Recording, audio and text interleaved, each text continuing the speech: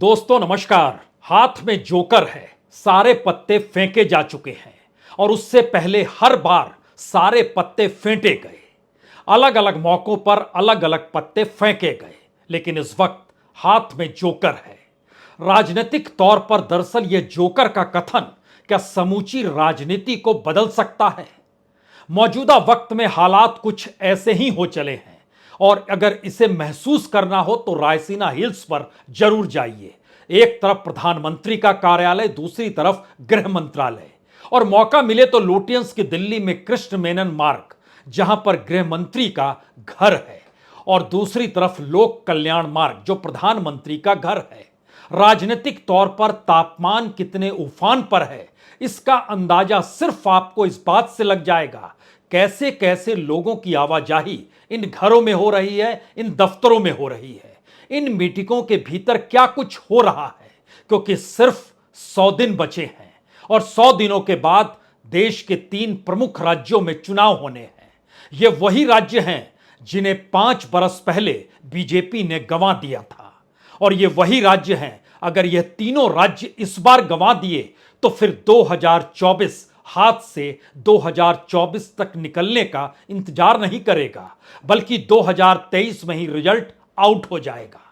इसीलिए दिल्ली में सियासत की धड़कनें कितनी बड़ी हो सकती है, और जो जो पत्ते फेंके गए वो पत्ते ओबीसी कार्ड के तौर पर थे, वो पत्ते सोशल इंजीनियरिंग और जातीय समीकरण के आधार पर थे, वो पत्ते इस देश के भीतर में सांप्रदायिक ध्रुवीकरण को लेकर थे, वो पत्ते कल्याणकारी योजनाओं के जरिए जनता को लाभालाभ पहुंचाने को लेकर थे, वो पत्ते इस देश के भीतर में जनता को जनधन से जोड़कर सीधे बैंक में पैसा ट्रांसफर करके अपनी वाहवाही और उसे वोट में तब्दील करने की ताकत के आश्रय देखा जा रहा था।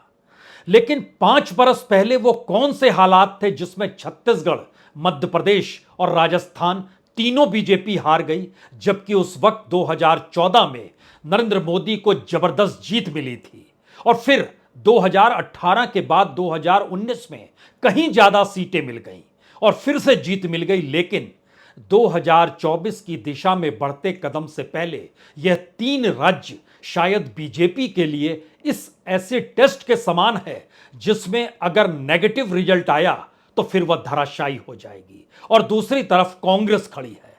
कांग्रेस के पास पाने और गंवाने को लेकर ना सिर्फ ये 3 राज्य हैं, बल्कि इस 3 राज्य के साथ उसके बाद इस देश में दिल्ली की उस गद्दी का भी इंतजार उसे जरूर होगा।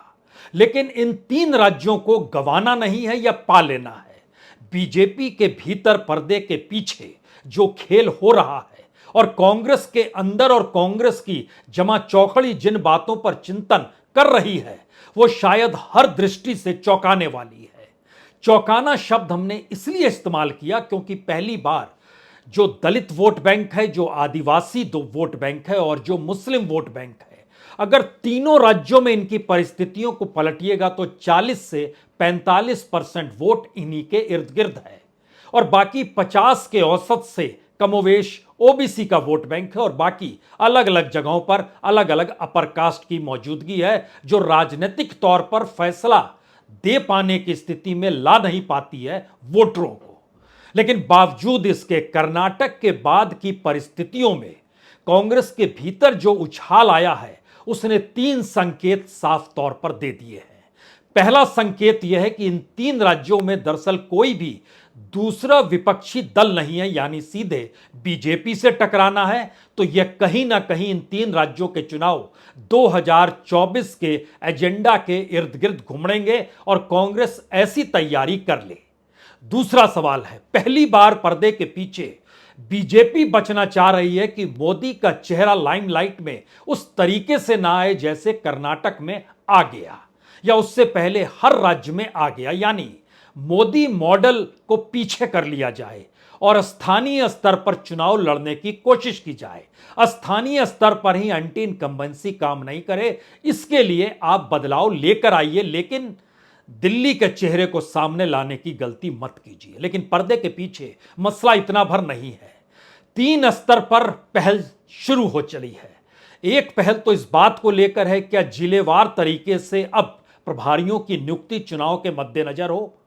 बूथ स्तर पर तो होता था, लेकिन उससे पहले जिले स्तर पर, जिसके दायरे में औसतन 6 से 7 सीट आती ही है। दूसरा है कि डिवीजन के स्तर पर देखा जाए, जहां पर 25 से 50 सीट के बीच में रहता ही है।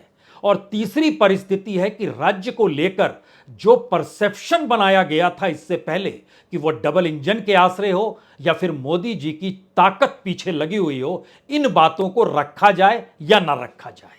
और ये तीन मुद्दे इस तरीके से सामने आकर खड़े हो गए हैं, जिसमें पहली बार जो अंदरूनी सर्वे हो रहे हैं उसमें बीजेपी के खिलाफ जनता फैसला दे रही है।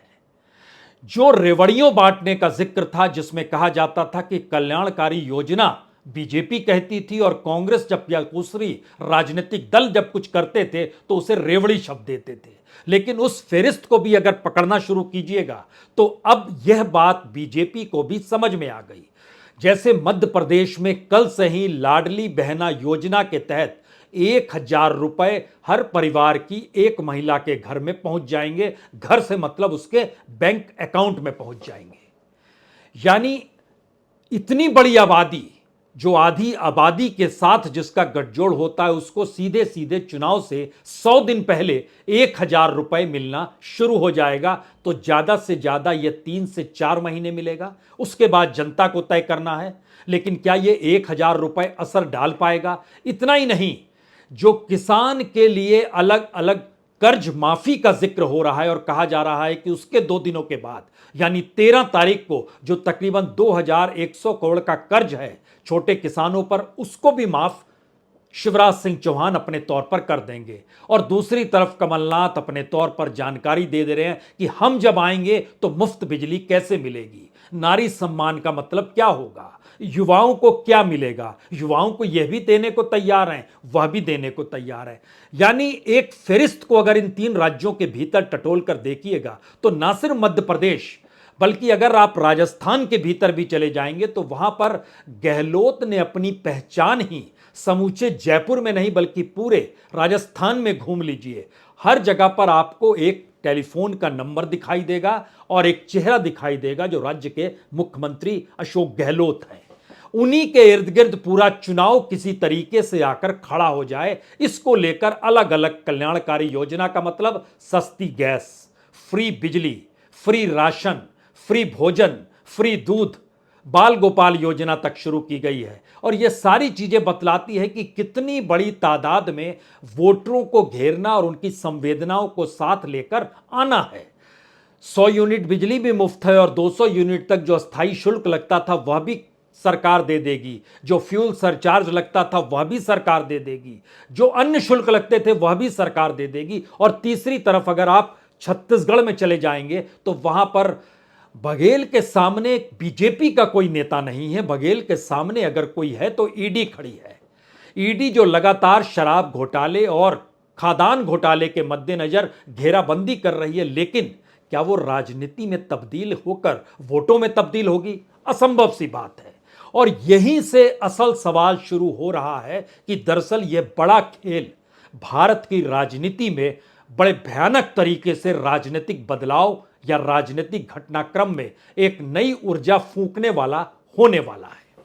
और अगर इन तमाम योजनाओं के इर्द गिर्द राज्यवार स्थितियों को पन्ने दर पन्ने पलटने की कोशिश करें तो कुछ सवाल आपके जहन में तुरंत होंगे। पहला सवाल यही होगा कि आपने अशोक गहलोत का जिक्र किया, सचिन पायलट का जिक्र क्यों नहीं किया? वसुंधरा राजे होंगी या नहीं होंगी, उनका जिक्र क्यों नहीं हो रहा है? छत्तीसगढ़ के भीतर तो इससे पहले भूपेश बघेल के साथ प्रियंक सिंह देव और ताम्रध्वज साहू सब साथ मिलकर लड़े थे, क्योंकि उस वक्त कोई मुख्यमंत्री पद का दावेदार नहीं था। हाईकमान को बनाना था तो हाईकमान ने बघेल को कमान सौंप दी। लेकिन इस बार क्या ये अपने अपने जिलों में अलग अलग रास्ते चलेंगे? क्या एक दूसरे को हराने की दिशा में जाएंगे? क्या अपने भीतर ही कांग्रेस के भीतर कोई संकट होगा? और मध्य प्रदेश के भीतर कमलनाथ चल जरूर पड़े हैं, लेकिन उनके साथ वहां पर दिग्विजय सिंह की मौजूदगी और नई पीढ़ी को कैसे सामने लाना है, और इन सब से इतर सिंधिया साथ में नहीं है ग्वालियर और चंबल संभाग जहां पर कांग्रेस जीती थी। ये अलग मसला है कि वो लोग दोबारा कांग्रेस छोड़कर बीजेपी में चले गए, लेकिन मौजूदा वक्त की परिस्थितियों में क्या बीजेपी कोई नई बिसात बिछाने को तैयार है? हमें लगता है एक एक करके इन परिस्थिति को परखने से पहले 3 बातों पर और गौर कर लीजिए। पहली बात, आरएसएस अपने तौर पर जिले दर जिले सक्रिय हो चली है। जिले दर जिले यानी तमाम तीनों राज्यों के हर जिले में सक्रिय हो चली है। कांग्रेस का संगठन और उसका कार्यकर्ता भी तीनों राज्यों के हर जिले में सक्रिय हो चला है। और इन सब के बीच दिल्ली का चेहरा खामोश हो गया है। दिल्ली का चेहरा मतलब नरेंद्र मोदी के चेहरे के आसरे इन 3 राज्यों के चुनाव पर असर डालना। यह पहली बार हो रहा है इस चिंतन मनन के भीतर कि मोदी के चेहरे को राज्यों के चुनाव से तभी जोड़ा जाए जब कोई बड़ा फैसला केंद्र ले ले कि दरअसल अब हम लोकसभा चुनाव में भी जाएंगे। लेकिन आज जिक्र सिर्फ इन 3 राज्यों को लेकर है, तो इस चेहरे को लेकर जब बहस होने लगी, मुद्दों को लेकर जब बहस होने लगी, वोटों के समीकरण को लेकर जब बहस होने लगी, तो पर्दे के पीछे रणनीति जो है वो जिले दर जिले के साथ साथ कॉन्स्टिट्यूंसी दर कॉन्स्टिट्यूंसी इसको भी अपने साथ लेते हुए और प्रभारियों को नियुक्त करने की दिशा में बीजेपी बढ़ना चाहती है। यह पहली बार है कि बीजेपी यह मान रही है कि दरअसल राज्यवार तरीके से प्रभारियों की नियुक्ति, वह भी 2 स्तर पर, एक अगर हेड कर रहा है जो पूरे के पूरे पैसे को देखेगा, राज्यों में किस तरीके से पैसा देना है, तो दूसरा उन लोगों को टटोलेगा कि टिकट जिन्हें दिया जा रहा है वो उन्हें देना चाहिए या नहीं, जिनका कट रहा है उनका कटना चाहिए या नहीं। ये दोहरे स्तर पर कामकाज बीजेपी शुरू करेगी। कांग्रेस अपने तौर पर मान चुकी है कि विपक्ष की एकजुटता जब होगी तब होगी, लेकिन यह 3 राज्यों की जीत तय कर देगी कि दरअसल विपक्ष का मतलब सिर्फ कांग्रेस है। और अगर हार मिल गई तो भारत की राजनीति में शायद विपक्ष की एकजुटता तो आपको नजर आए, लेकिन आने वाले वक्त में भारत के भीतर की राजनीति में एक नई परिस्थिति जो बीजेपी और संघ के अनुकूल परिस्थितियों को इस देश के सामने कैसे लाएगी, उस दिशा में बड़े बड़े फैसले भी आपको सुनाई देंगे। तो इसीलिए यह सेमीफाइनल नहीं बल्कि फाइनल है अपने आप में इन 3 राज्यों की परिस्थिति। उसमें मोदी मॉडल बीजेपी को हरा देगा, यह बात बीजेपी के भीतर गूंजने लगी है, जहां पर सिर्फ मोदी मॉडल का मतलब मोदी की चलती है, उन्हीं के चेहरे के चलती है, उन्हीं के निर्णय की चलती है। यानी दिल्ली से बैठकर निर्णय लिए जाते हैं और फैसला अमल में लाने का काम वहां पर जिसके हाथ में कमान होती है वह खुद फैसले लेता है और कभी कभी अपने बारे में भी फैसला ले लेता है कि क्या मेरी अगुवाई में चुनाव हो या नहीं हो। तो पर्दे के पीछे का एक बड़ा खेल शिवराज सिंह चौहान को लेकर भी है। क्या वाकई उनकी अगुवाई में चीजें जाएंगी या परिस्थिति एक झटके में बदल जाएगी? बदलने की स्थिति में क्या नरेंद्र मोदी कोई नया दांव खेलेंगे या फिर वहीं पर लोकल स्तर पर कुछ नए चेहरों को उभारा जाएगा? अभी इस पर चिंतन मनन लगातार जारी है। राजस्थान के भीतर खासतौर से शेड्यूल कास्ट और शेड्यूल ट्राइब की जो 59 सीट है उसको एक लिहाज से केंद्र में रखा गया है और उसी के दायरे में चीजें रखी जा रही है। आपके जहन में फिर सवाल होगा, सचिन पायलट को क्यों भूल गए? यकीनी तौर पर सचिन पायलट जब तक कोई निर्णय नहीं लेते हैं और जो भी निर्णय लेते हैं वो खुले तौर पर सामने जब तक नहीं आता है, उनकी महत्ता नहीं के बराबर है। निर्णय लेंगे तो एक झटके में वो राजस्थान की राजनीति की धुरी बन जाएंगे, निर्णय नहीं लेंगे तो वो राजस्थान की धुरी नहीं बल्कि धुरी के इर्द गिर्द छोटे से प्यादे के तौर पर आपको घुमड़ते हुए दिखाई देंगे, क्योंकि वोट बैंक इस बात की इजाजत नहीं देता है कि राजस्थान के भीतर जब मुस्लिमों की तादाद 9%, शेड्यूल कास्ट वहां पर 18%, शेड्यूल ट्राइब वहां पर 40%। अब 40% बीजेपी घेरने के हिस्से में है और दूसरी तरफ जो जाट है वो 12% है, जो गुज्जर है जो 9% है। जो एक मुश्त दोनों ही जातियों को देखिए तो 2 दिशाओं में चलती हैं और दोनों का प्रभाव जो है, अगर अपने बूते प्रभाव कीजिए तो दोनों सिंगल डिजिट में है। किसी का प्रभाव 4 से 5 सीट पर, किसी का प्रभाव 8 से 9 सीट पर। लेकिन अगर राज्यवार अगर इनके वोटों को जोड़िएगा तो दोनों अपने अपने तौर पर तकरीबन 70 से 80 सीटों पर असर डालने की स्थिति में वोट बैंक के तौर पर है, जहां इनकी मदद से कोई जीत सकता होगा, कोई हार सकता होगा, लेकिन इनके भरोसे नहीं। और ये वो सवाल है जो राजस्थान के भीतर सचिन पायलट की राजनीति की नकेल उनके फैसले के इर्द गिर्द अटका चुका है।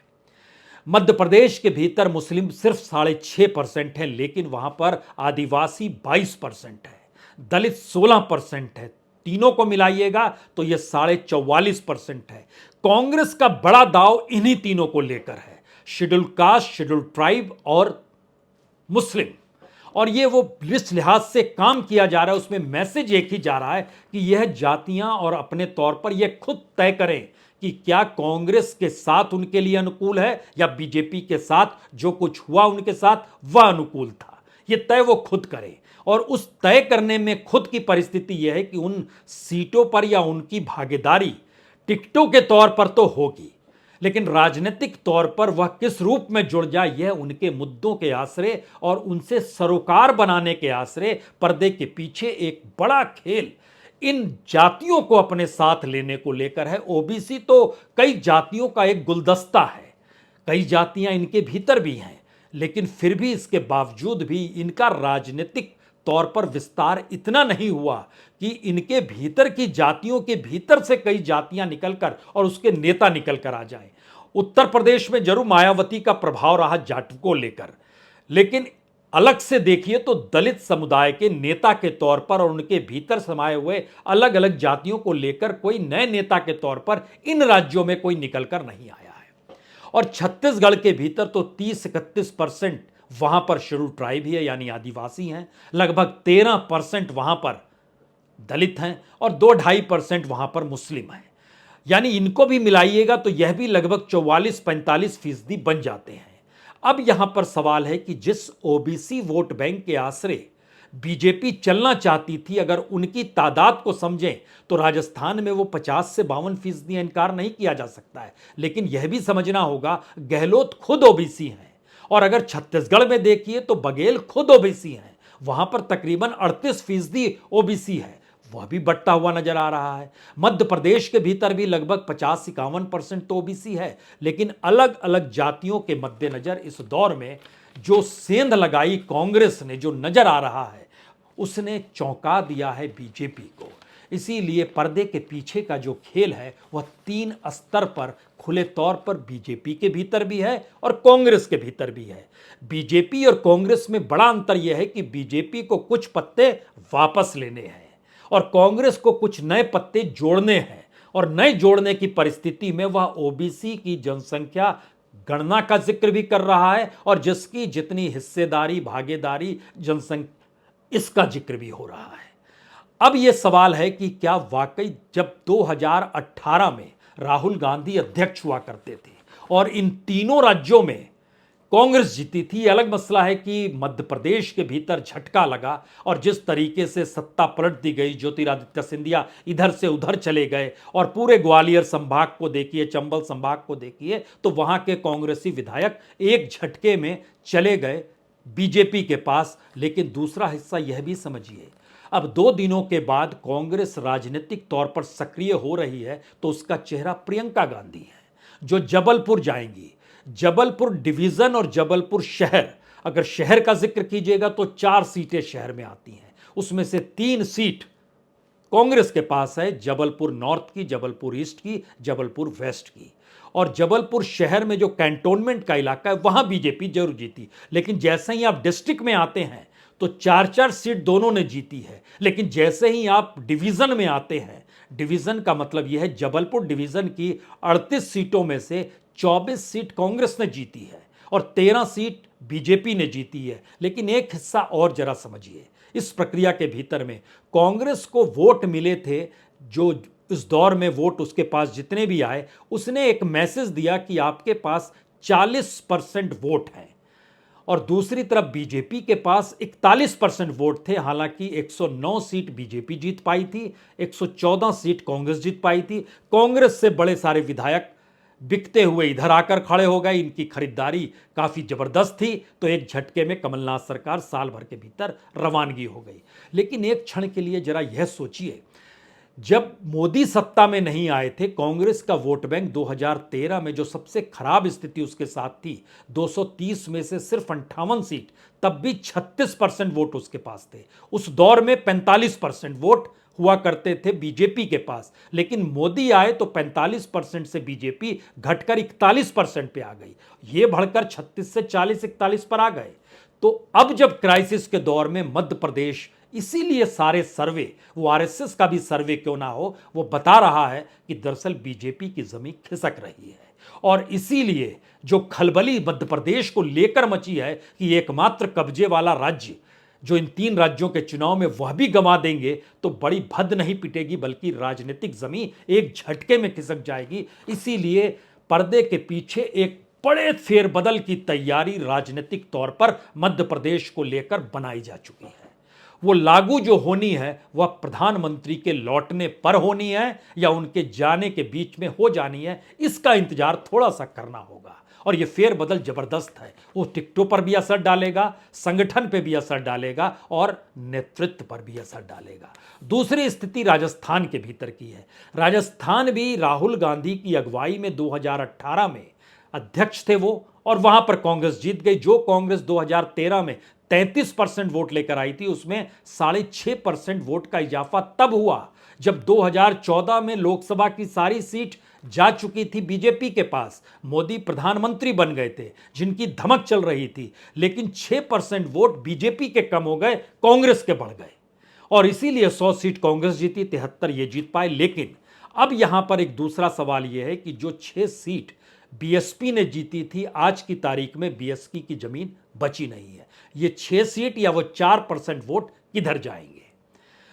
कांग्रेस यहां पर बढ़ती हुई दिखाई देती है, क्योंकि 2 पॉलिटिकल पार्टी, एक तो बीएसपी और दूसरी राष्ट्रीय लोकतांत्रिक पार्टी, हमें लगता है सीपीएम लेफ्ट का भी जिक्र कर दीजिए, इसके भी 2 विधायक हैं, लेकिन राजस्थान की जनता आमने सामने को तैयार है। तो एक झटके में ये 10 सीट जो है, और इसमें अगर ट्राइबल पार्टी की भी 2 सीट जीती है जोड़िए, तो ये 12 सीटें हो जाती हैं। एक सीट हालांकि आरएलडी ने भी जीती है, यानी 13 सीट अलग से, और इनका टोटल परसेंटेज ऑफ वोट देखिएगा तो ये तकरीबन 7.5-8% का वोट है। यह परसेंट कहां शिफ्ट होंगे? बीजेपी में होंगे, आपको लगता है? यहां पर भी जो सर्वे आ रहा है वो परसेंटेज ऑफ वोट के लिहाज से बीजेपी की जमीन को खिसका रहा है। तो क्या गहलोत की अगुवाई में कांग्रेस जीत रही है, या सचिन पायलट के रहने या नहीं रहने का बड़ा असर डालेगी? यह हमने शुरू में कहा, सचिन पायलट के फैसले पर कांग्रेस का भी भविष्य टिका हुआ है, और शायद बीजेपी का भी भविष्य टिका हुआ है। वो एक ऐसे चेक एंड बैलेंस की परिस्थिति में खड़े हैं जहां पर वसुंधरा का भी भविष्य टिका हुआ है, जहां पर गहलोत का भविष्य भी टिका हुआ है। यह एक राजनीतिक पेंडुलम के तौर पर अभी तक नजर आ रहे हैं। आने वाले वक्त में वो क्या करेंगे, यह फैसला शायद उन्हीं को लेना है, क्योंकि जब आप अलग अलग जगहों पर देखें तो मेवाड़ की 60 में से 21 सीट जीती थी कांग्रेस ने, लेकिन पहले वहां पर 60 में से 55 सीट 2013 में बीजेपी जीत चुकी थी, लेकिन मोदी जी के आने के बाद उसने 20 सीटें गंवा दी। इससे विभत्स स्थिति क्या हो सकती है? शेखावटी में बीजेपी के पास 12 सीट हुआ करती थी, आधी सीट चली गई 2018 में, और दूसरी तरफ 4 सीट हुआ करती थी कांग्रेस के पास, जो बढ़कर 15 पर आ गई। हमें लगता है मारवाड़ का इलाका जो सबसे बड़ा है, जहां पर 61 सीटें आती हैं, वो बड़ी मायने रखती हैं। इसी मारवाड़ के इलाके में 2013 में बीजेपी ने 52 सीटें जीती थी, और पिछले चुनाव में इसी मारवाड़ में सिर्फ 5 सीट जीत पाई। यहां का सर्वे जो अलग से बीजेपी और आरएसएस अपने तौर पर कर रही है, वहां भी राजनीतिक जमीन हिली हुई है। यानी पर्दे के पीछे यहां को लेकर भी बड़ा खेल होना है राजस्थान को लेकर, लेकिन चेक एंड बैलेंस में संयोग से बीजेपी के नेता नहीं, आरएसएस की विचारधारा नहीं, बल्कि सचिन पायलट आकर खड़े हो गए हैं, जो बीजेपी के गले की हड्डी भी है और कांग्रेस के लिए भी मुश्किल सवाल है। तो शायद इसीलिए फैसले का इंतजार करना होगा। छत्तीसगढ़ में यह एक नई परिस्थिति है। भूपेश बघेल ने अपने आप को बहुत बड़े कद के तौर पर क्रिएट कर लिया है, क्योंकि वहां पर वह आदिवासियों से जुड़ी जिन योजनाओं को और पशुधन से जुड़ी जिन योजनाओं को लेकर लगातार आदिवासियों के बीच जा रहे हैं, सारे मुद्दे ही गौण नहीं, कोई चेहरा आपको सामने नजर में आएगा नहीं। और इसीलिए 2013 में अगर सिर्फ 40% वोट था, तो ऐसा नहीं है कांग्रेस को बहुत वोट मिल गया। 2018 में 43% वोट मिले थे, लेकिन सीटें इतने कम वोट में भी 39 से 68 पहुंच गई और बीजेपी 49 से 15 पर आ गई। और अब जब उसके पास कुछ भी नहीं है और बीजेपी मोदी मॉडल पर गंभीरता से सोच रही है, तो इसका मैसेज बहुत साफ है कि वहां पर अपने तौर पर कांग्रेस चल रही है, लेकिन रुकावट दो है। एक रुकावट टीएस सिंहदेव की है जो अंबिकापुर से है, यानी सरगुजा के इलाके में उनका प्रभाव है। दूसरी तरफ ध्यान दीजिए तो ताम्रध्वज साहू भी हैं आदिवासी तौर पर, उनको भी बहुत सारे वादे किए गए थे 2018 में जब मुख्यमंत्री बघेल बन रहे थे। लेकिन सवाल है ये सभी कांग्रेस के हैं, तो आखिर के 3 सवाल सबसे बड़े। दरअसल राजस्थान और छत्तीसगढ़ में कांग्रेस के सामने कोई चुनौती नहीं है, चुनौती कांग्रेस की कांग्रेस से ही है। मध्य प्रदेश के भीतर में जो बड़ी राजनीतिक लकीर कमलनाथ खींचना चाहते हैं और सामने ज्योतिरादित्य सिंधिया जिनको अब धीरे धीरे बीजेपी साइडलाइन कर रही है कि कहीं ना विचारधारा बचे ना फिर कोई एमएलए बचे, ऐसी स्थिति ना आ जाए। लेकिन आरएसएस यहां पर जमीन पर अपने पैर को फैलाए हुए है, तो आरएसएस वर्सेस कांग्रेस की स्थिति आपको झटके में मध्य प्रदेश के भीतर नजर आने वाली है। और बड़ा सवाल सबसे बड़ा यह है कि दरअसल इन 3 राज्यों में वह समूचा विपक्ष नहीं है। बीएसपी की मौजूदगी रहती है, लेकिन बीएसपी को जिस रूप में उत्तर प्रदेश की जनता ने बीजेपी के साथ सटे हुए देखा, तो अब यह मैसेज भी बाकी राज्यों में जा चुका है। यानी ये 3 राज्यों के चुनाव जो परिणाम देने वाले हैं, उस परिणाम के दायरे में खड़े होकर एक क्षण के लिए सोचिए कि इसके बाद के 100 दिन में जो इस देश की राजनीति में आम चुनाव की घोषणा होगी, उसमें कहां विपक्ष होगा, कहां कांग्रेस होगी और कहां बीजेपी होगी। इसको नए सिरे से टटोलिए तो कहां नरेंद्र मोदी होंगे, कहां राहुल गांधी होंगे। इसको और सिरे से टटोलिए तो राहुल गांधी के इर्द गिर्द समूची राजनीति क्या घुमड़ने नहीं लगेगी, और या फिर कांग्रेस के इर्द गिर्द समूचा विपक्ष घुमड़ने नहीं लगेगा, या फिर बीजेपी और आरएसएस में एक नए तरीके का चिंतन क्या इन 3 राज्यों के बाद शुरू तो नहीं हो जाएगा। और शायद वो शुरू हो या ना हो, रायसीना हिल्स पर इसीलिए धमाचौकड़ी मच रही है। इसीलिए 7 लोक कल्याण मार्ग पर और कृष्ण मेनन मार्ग जहां पर गृह मंत्री का घर है, वहां की परिस्थितियों को जरूर परख लीजिए, क्योंकि सारे पत्ते हाथ से फेंके जा चुके हैं, सिर्फ जोकर बचा है। और जोकर के आसरे सियासत को जीत लेना, यह खेल भी इस देश को 2023 में ही देखना है। तो इंतजार कीजिए। बहुत बहुत शुक्रिया, बहुत बहुत शुक्रिया।